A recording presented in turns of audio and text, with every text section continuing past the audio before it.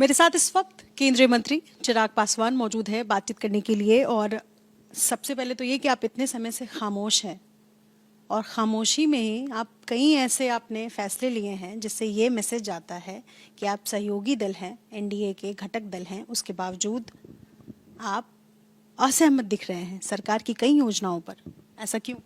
कोई असहमति नहीं है। जिन विषयों का आप जिक्र कर रही हैं उस पर सहमति से ही फैसला लिया गया है। लेटरल एंट्री का शायद आप जिक्र कर रही हैं, उसमें भी ये सहमति बनी। और मैं धन्यवाद दूंगा मेरे प्रधानमंत्री जी का कि उन्होंने अनुसूचित जाति जनजाति समाज से, पिछड़ा वर्ग से आने वाले लोगों की भावना को सम्मान देने का काम किया। और जो ये फैसला लिया गया था एडवर्टीजमेंट के मामले से, जो लेटरल एंट्री होनी थी उसको विड्रॉ किया गया। और यही खूबसूरती है हमारी सरकार की, जहां और ये खूबसूरती है और यही कारण है मेरे प्रधानमंत्री जी का इतना लोकप्रिय होने का कि प्रधानमंत्री हर किसी की सुनते हैं, बातों को समझते हैं और उसके आधार पर वो फैसला लेते हैं। और ये फैसला भी सबके सुझावों को मद्देनजर रखते हुए प्रधानमंत्री जी के द्वारा लिया गया, जिसके लिए देश की एक बड़ी आबादी अनुसूचित जाति जनजाति पिछड़ा वर्ग से आने वाले लोग उनका धन्यवाद करते हैं। और ये विश्वास पुनः मेरे प्रधानमंत्री जी ने इस समाज का जीतने का काम किया कि ये प्रधानमंत्री जी की ही क्षमता है कि वो हमेशा सामाजिक न्याय की धरोहर को वो संभाल कर रखें। ये क्षमता मेरे प्रधानमंत्री जी में है कि समाज के ऐसे वर्ग जो कि आज भी हाशिए पर पड़े हैं, उनका हाथ पकड़कर उनको मुख्य धारा के साथ जोड़ें। आप प्रधानमंत्री के काम की तारीफ कभी भी आप करना नहीं भूलते हैं। दूसरी तरफ वक्फ बोर्ड का मामला हो या क्रीमी लेयर का मामला हो या फिर रिसेंट में मैं मिस कर रही हूँ कि एक और मसला था जिसमें आपने सरकार का विरोध, हाँ, लेटरल एंट्री को लेकर के, यूपीएससी लेटरल एंट्री को लेकर, उस तीनों में आपने सरकार का समर्थन नहीं किया है, विरोध किया है। ये क्या आप अपने वोटर्स हैं उसको मैसेज देने की कोशिश कर रहे हैं? बिल्कुल विरोध नहीं है। देखिए, जहाँ तक रही बात वक्फ बोर्ड के मामले की, हम लोग इस बात को लेकर बहुत खुश हैं। और मैं पुनः मेरे प्रधानमंत्री जी और हमारी केंद्र सरकार का मैं धन्यवाद देता हूं कि ये जेपीसी को ये मैटर रेफर किया गया है। और जेपीसी को ये मैटर रेफर करने का मतलब जितने कंसर्न स्टेक होल्डर्स हैं सबको अपनी बातें रखने का मौका मिलेगा। और ऐसे में जब सबको बातें रखने का मौका मिलेगा, मुझे नहीं लगता कि कोई भी पक्ष इसमें से नाराज हो सकता है। और इससे बेहतर डिसीजन, देखिए, अगर आप कोई चीज़ जिनकी बेहतरी के लिए लेकर आ रहे हैं उसको भी ये समझना ज़रूरी है कि ये आपके बेहतरी के लिए ही है। और वो तभी समझेगा जब उसके ऊपर राउंड्स ऑफ डिस्कशन होती हैं।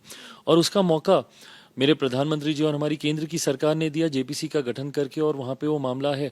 अब उसके बाद जेपीसी जो भी निर्णय लेती है पूरी तरीके से मेरी पार्टी उस फैसले के साथ होगी। जेपीसी का जो भी फैसला आएगा, क्योंकि वहाँ पे सारे स्टेक होल्डर्स को अपनी बातें रखने का मौका मिला, उसका जो भी फैसला आएगा पूरी तरीके से मेरी पार्टी लोक जनशक्ति पार्टी रामविलास उस फैसले का समर्थन करेगी। जहाँ तक बाकी इश्यूज़ का आपने जिक्र किया, पुनः मैं वही बात दोहराऊंगा कि मेरे प्रधानमंत्री जी ने हर वर्ग का ध्यान रखा। एक ऑब्जर्वेशंस आई अनुसूचित जाति को लेकर सुप्रीम कोर्ट के द्वारा, और वहाँ पे जिस तरीके से क्रीमी लेयर के प्रावधानों का और वर्गीकरण का जिक्र किया गया, उस कैबिनेट की मीटिंग में मैं भी मौजूद था, जहाँ पे मेरे प्रधानमंत्री जी ने खुद सामने से बिना किसी के इस विषय को उठाए हुए खुद उन्होंने इन बातों पर चिंता जाहिर की।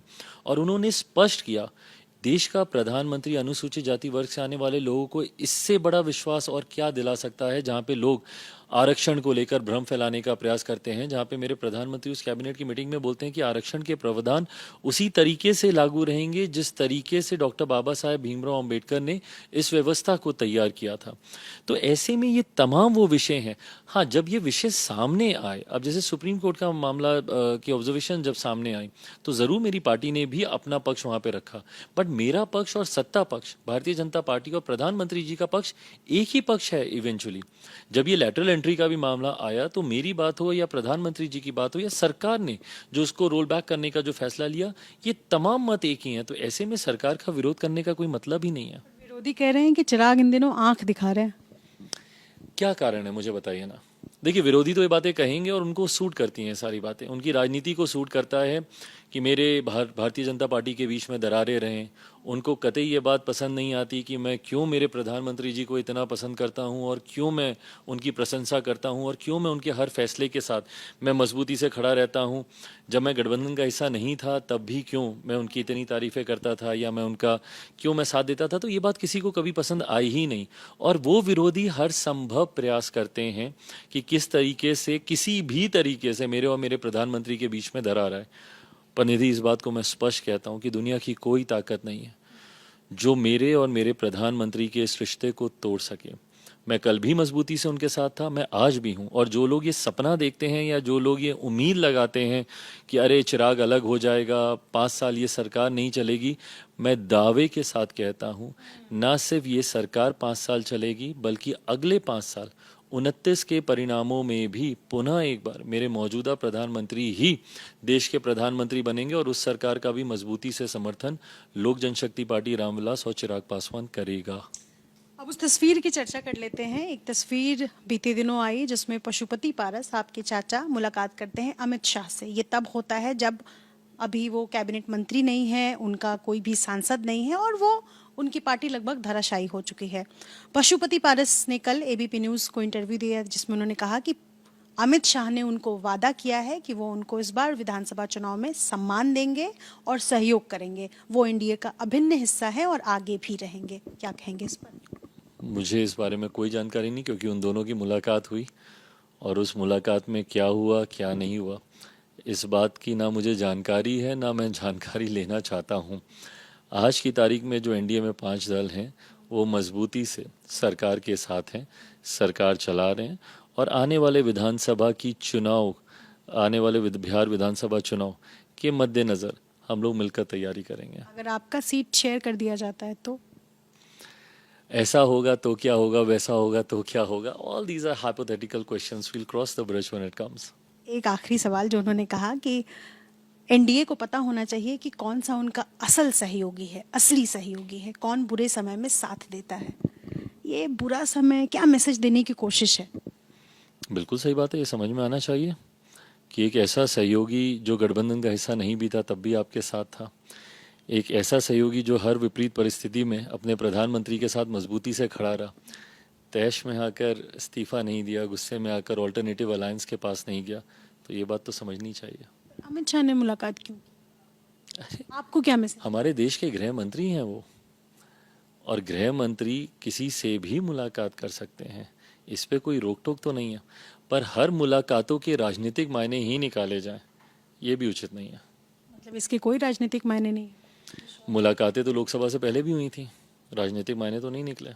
But having said it all, मेरी चिंताओं में ही नहीं है ना ये। आज की तारीख में मेरे पास मंत्रालय को लेकर बड़ी जिम्मेदारी है। आगामी बिहार विधानसभा चुनाव के मद्देनज़र हमारे गठबंधन को मजबूती देने को लेकर बड़ी जिम्मेदारी है, तो ऐसे में ये तमाम विषय मेरी चिंता में ही नहीं है। एक और खबरें आ रही है कि चिराग पासवान अपने सांसदों से बातचीत नहीं कर रहे हैं, ऐसा कुछ है क्या? ये मैं तस्वीरों के माध्यम से ही मैं इस बात को मैं साबित कर सकता हूँ। अभी not even a week back मेरी मुलाकात, मुझे पुनः राष्ट्रीय अध्यक्ष चुना गया मेरी ही पार्टी का। उसमें कौन मौजूद थे? मेरी पार्टी के तमाम सांसद उसमें मौजूद थे। उन्होंने ही, उनकी सहमति से ही मुझे पुनः पार्टी का राष्ट्रीय अध्यक्ष चुना गया।